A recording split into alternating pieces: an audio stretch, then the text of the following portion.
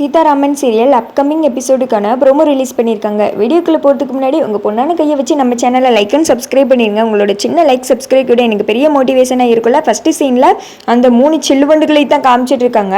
அவங்க 3 பேர்த்தையும் யாரோ ஒரு ரவுடி பயிலுங்க கடத்தி வச்சு மிரட்டிட்டு இருக்காங்க. ஃபோனை ஸ்பீக்கரில் போட்டு அந்த சைடு அர்ச்சனா மகான் ஃபேமிலியில் எல்லாரும் கேட்டுட்டு இருக்காங்க.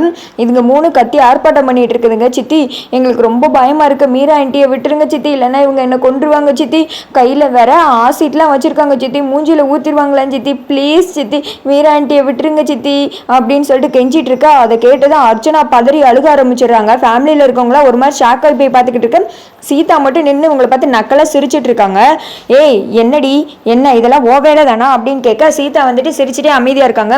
ஏய் போதும் கொஞ்சம் அமைதியாரு, இப்போ நான் பேச போகிறேன் அப்படின்னு சொல்லிட்டு துரை தான் அந்த மங்கிக்குள்ளே போட்டு அதுக்கு இந்த வேஷத்துக்குள்ளே இருக்காரு. அவர் ஃபோனை வாங்கிட்டு இங்கே பாரு, ஒழுங்கா ரிஜிஸ்டர் ஆஃபீஸுக்கு போய் சேருங்க, அதுவும் மீராவை கூப்பிட்டுட்டு குறிப்பிட்ட நேரத்துக்குள்ளே போல கண்டிப்பாக நான் சொன்னதை செஞ்சிருவேன் அப்படின்றாங்க. ஏய் நான் யாருன்னு தெரியல, எவ்வளோ தைரியம் உனக்கு, ஆள் தெரியாமல் மோதிட்டு இருக்க அப்படின்னு சொல்லிட்டு கத்த. நீ யாருன்னு சொல்லிட்டு என்னோட மொபைலுக்கு பயோடேட்டா அமுச்சு விடு, நான் அப்புறமா பார்த்துக்கிறேன் அப்படின்னு சொல்ல அப்படின்னு சொல்லிட்டு அங்கே இருக்கிறவங்களாம் பார்த்து நக்கல் பண்ணி சிரிக்க ஆரம்பிச்சிடறாங்க. சீதாவும் அதை பார்த்து சிரிச்சிட்டு இருக்க.